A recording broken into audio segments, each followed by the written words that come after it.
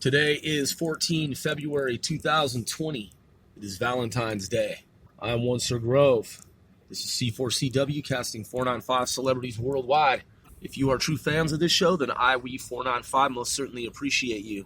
On this show, we cover paranormal activity, supernatural, paranormal activity, and other information. It's not always just entertainment.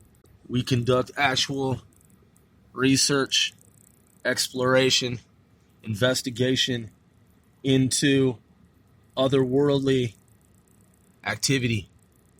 So, I have followed the works of Russell Targ, Joseph McMoneagle, and the Real World Stargate program that has been operated by the U.S. intelligence community. A lot of information on the subject is declassified and available in the public domain. Nonetheless, a tremendous amount of information is still highly classified. What I have been able to glean over the years is how remote viewing actually works, how one can really truly be a remote viewer, and how, given the different types of remote viewing, one can view, that is, observe at certain times, snapshots of events that are not necessarily future events, but events from other parallel universes. So in other words, events that don't even take place on this timeline world line. Now, that may seem confusing, outlandish, outrageous to folks, some of them, but to others it makes sense. When you remote view, you see very real things, but they're not always on this timeline. Now, some may say, well, I'm a skeptic and I don't believe in remote viewing, even though the U.S. government and foreign governments use remote viewers and telepaths and others with psychic abilities. I'm a skeptic scientist and I just don't buy any of it. And when you say that someone can remote view events that appear to be futuristic, but it's not the future of even this universe, it's another similar universe in the future of that universe that's similar to our own, but won't necessarily happen on and in our own universe. Yeah, I'm not buying it. Well, you can believe whatever you want. I'm here to say that as a remote viewer, I know for an absolute fact that I have viewed very real parallel universes, and that my mind energy has been there. Not dreams. Not dreams. Remote viewing sessions where, unlike a dream, which is one state of awareness, an alternate, other, different state of observation, existence in the multiverse. Travel to other, not even necessarily neighboring, just other parallel universes, however distant, air quotes, distant they may be. So, I had this remote viewing session this morning, 14 February 2020, before it was, I would say, just before about approximately 11:45 a.m. And what I saw relatively clearly, I remember the geometry of the outdoor sports event to some degree, some extent, and the building structure. I'm assuming that there's only one location with a building of this size and proportion near a sporting event, a sports event center in Atlanta, Georgia. I'm guessing it wasn't specific as to whether it was Atlanta or not, but somewhere in the state of Georgia. And so I I was traveling and happened upon two individuals who if you were to view them in the context of U.S., United States, domestic, and see what I saw and understand the culture, two young guys, they looked like they had some business that they owned. One or both of them, they own a business. One of them owns a business, and they travel for work because they're business persons. They wore athletic gear, so very common athletic active wear. One is, it appears, of Middle Eastern descent, Arab American. The other is Black African American. And they look like they could be drug dealers. They exhibited certain characteristics that suggested that they were familiar with hip-hop, rap, urban culture. Further suggesting, based on my observation, that the central figure who is the suspect, based on what he showed me, not knowing who I am, and it was after the fact, that he is highly educated, formally educated through the college university. And after being in their presence for some hours during this remote viewing session, in addition to other folks who we mingled, the two of them went on to the subject. He has a law practice, but he didn't want for other folk to know that he was a lawyer. He has a law degree, that he works in law, and he has an office that is his law practice somewhere in Georgia. And based on the laptop screen that I observed, that a building ablaze and having been attacked in some way, either by arson or explosive devices, somehow, some way this building was attacked. And I didn't get a chance to get into details, but he told me that he's the one who attacked the building. And based on the computer model rendering that I saw, the schematic he showed on his laptop computer, in addition to background on, he appeared to be highly skilled in either architecture, civil engineering, computer modeling, or a combination there. And I just simply asked him because after the fact, seeing the devastation, I asked what happened to the building, and he said, his words were, "I attacked the building." And I just kind of left it at that as I observed the building burning and smoldering, having been set ablaze, again, by some way of explosive devices, fire, arson.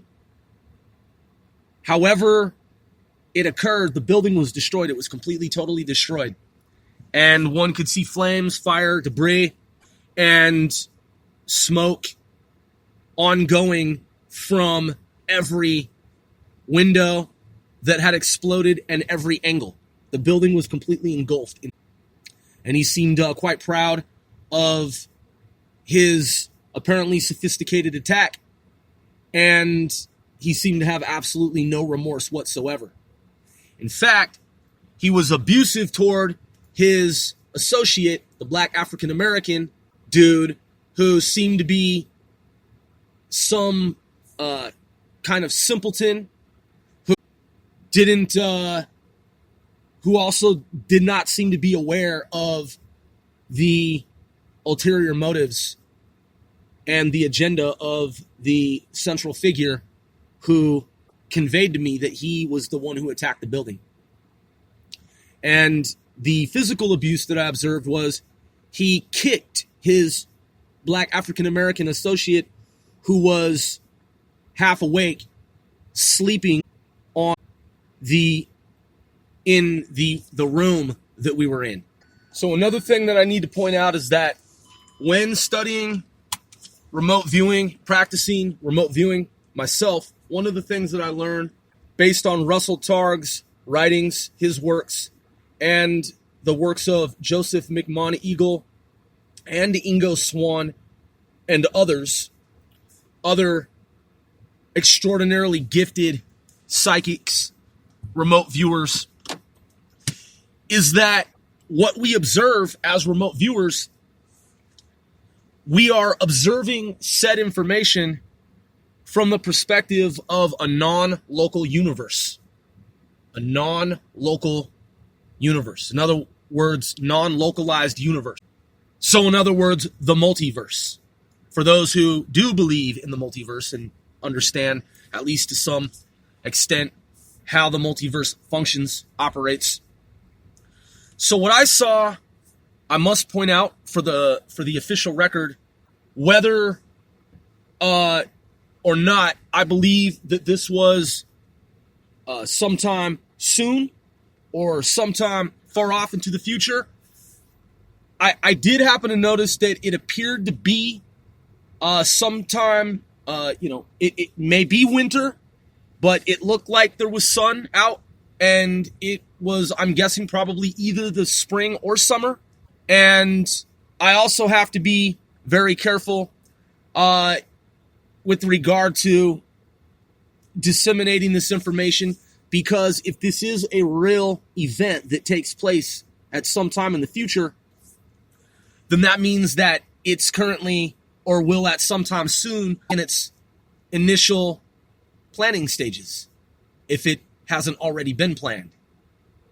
So if this is a true terrorist event, someone is planning, if not has already planned this event. And I have to be careful so that I don't tip off that person who is planning this possible terrorist event. So the Middle Eastern individual, the central suspect figure who appears to be Arab American of Middle Eastern descent, I don't know if he is a U.S. born citizen. I don't know. His English was great, and he seems like he probably grew up in the States. That's just the impression that I got. That's the energy impression that I got. That's the overall vibe. But I don't know if he was born in the States. And I don't know if it's him acting alone, if he's a homegrown terrorist, if he's working with a group. I don't know that information. The Black African American individual, he appears to be Black African American, but he may not be Black African American. He might be from an African country. He may be from somewhere in the Middle East. Because I have met folks who they appear to be Black African American, and they look and sound Black African American with regard to their vernacular, their voices, and the way they sound when they speak. But they are in fact not Black African American. They are from African countries, and some are from the Middle East, despite the fact that by all observation, it appears that they are Black African American.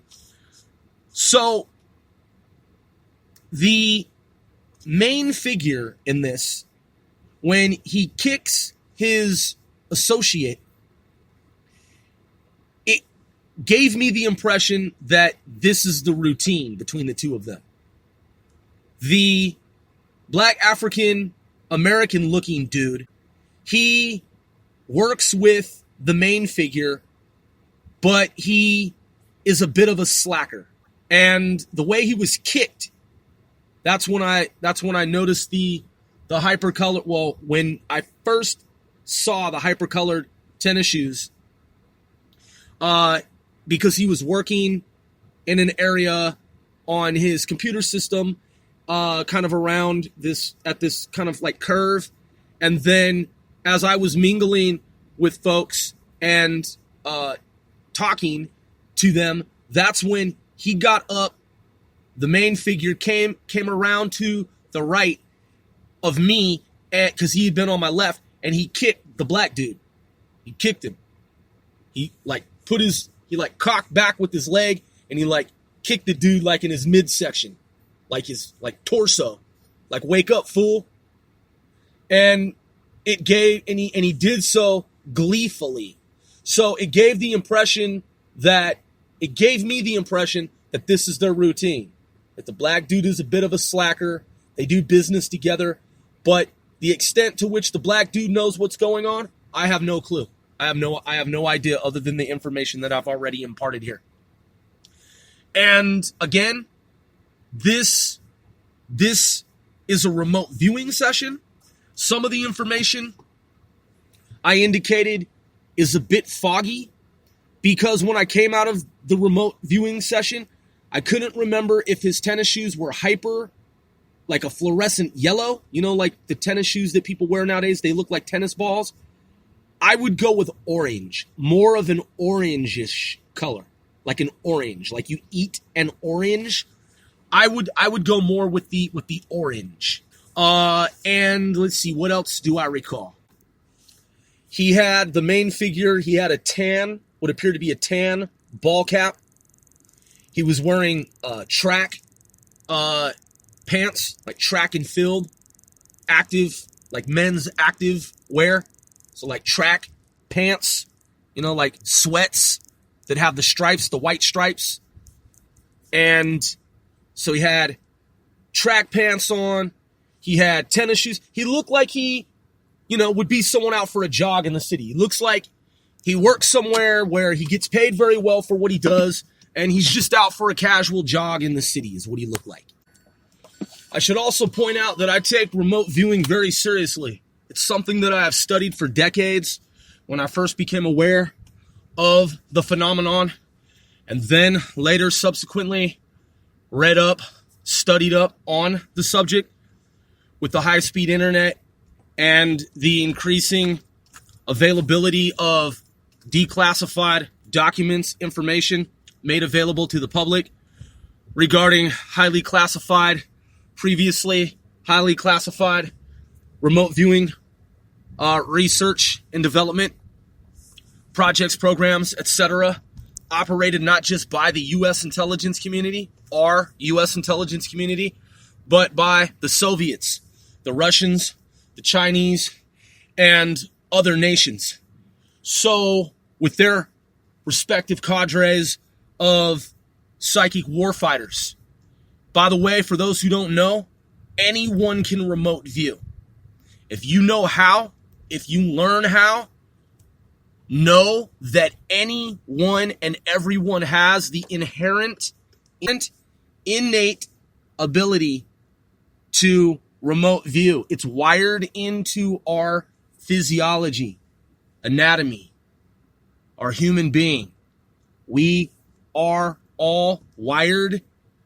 Embedded within us is the capability with which to remote view. Yes, there are definitely some steps in the process. A lot of people are just simply dismissive of what it is that they collect and that they observe, that they see in their mind's eye, in their third eye. When they dream, when they meditate, when they calm their minds, which is the key. You have to calm your mind. And when you're in a dark place, your mind is calm, and you are able to focus. What is it that you see? What is it that you are directed to see? Technical remote viewing. These are things that Joseph McMoneagle and Russell Targ, who headed up the program, and the late Ingo Swann have often discussed, talked about, and that I have read in their books and that I have seen and heard in terms of their presentations, lectures, and what have you. So, in this particular remote viewing session, As indicated, I believe that it's sometime in the summer, spring. I believe that it is Atlanta proper. And I think that probably narrows the number of sports events, sport event centers. This one is outdoor. If I'm looking at a clock and we're going from 12 around the clock back to 12 again, the bottom portion of that picture, so like 6 o'clock is where the outdoor sports event center is located.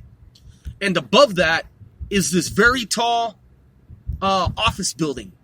It's a very large, very tall office building.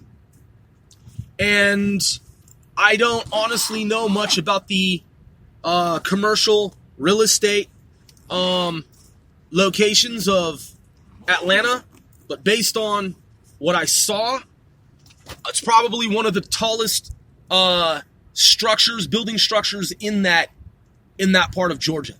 It's very tall building. Clearly not New York height, but skyscraper, but very close. Probably the tallest, if not one of the tallest buildings in that area. Now, you may be saying to yourself, Grove, I'm an expert on Atlanta. There is no place that meets this description. Well, maybe it's not built yet. Maybe that it hasn't been built yet. Maybe someone out there is like, Grove, I'm an expert on Atlanta, and I know exactly what fucking building you're talking about, and I know exactly where that place is, and you are fucking spot on. I don't know. I haven't done the research. I am going to conduct the research and see if I can ascertain where this might be. I wanted to get the information out to folks in the community, hoping that someone out here who takes remote viewing seriously might have some information that they have observed and gleaned already. There may be other remote viewers who have seen something similar.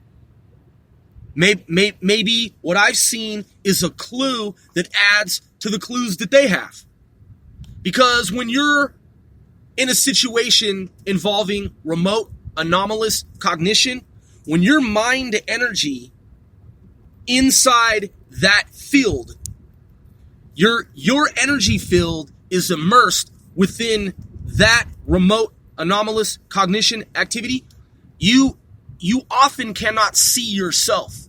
So you don't know if you're someone else. You don't know if you are you. You just do not see yourself. And it's like a movie that's playing out. You're watching. It's almost like you're in a movie. So you don't see yourself. You don't see your physical body. You may feel energetically like you're you. Your thoughts may lead you to believe that you're you, but you might be someone else. You may be like the character in the movie Source Code. You look in the mirror and you're not who you think you are. Russell Targ even talks about that.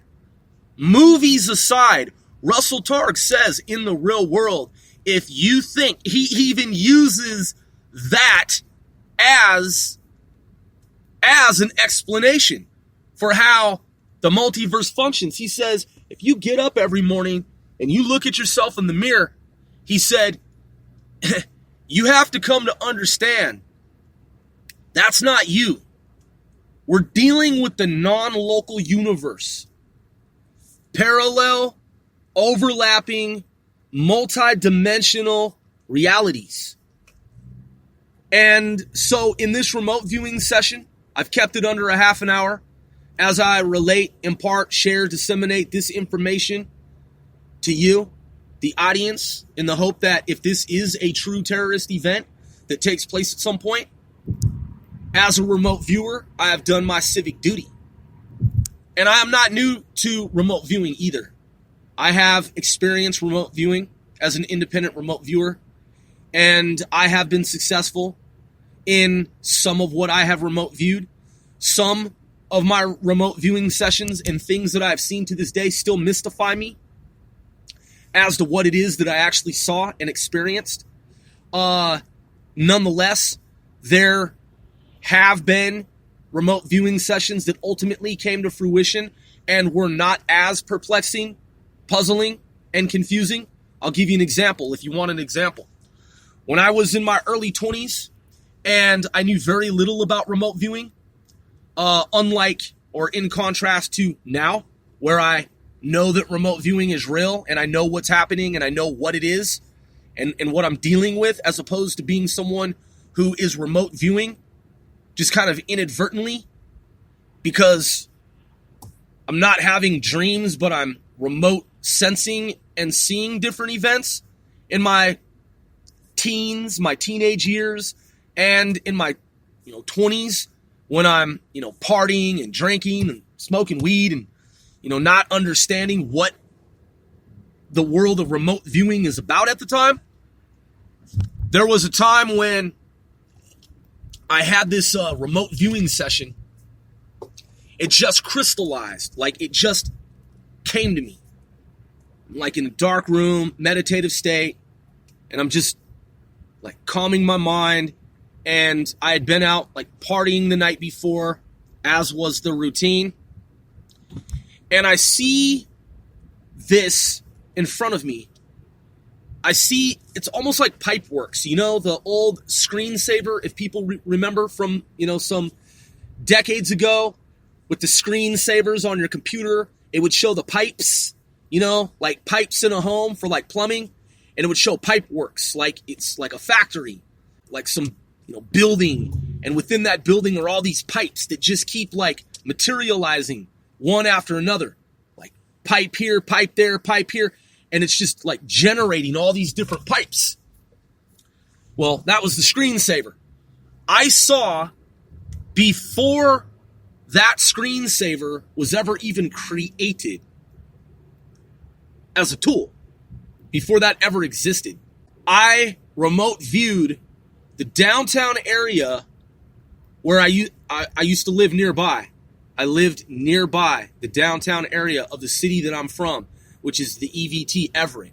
And downtown Everett, I didn't know what it was. I didn't know what it was until after the fact. But I saw it was dark space, so just like black, like pitch black, blackness, like a void. Like you're in space, but you're in a quadrant of space where there's like nothing there. It's like you're in the dark before your eyes adjust and then you see what's there. And from like a singularity, I saw, and by the way, when you remote view, there is what is known as the signal line.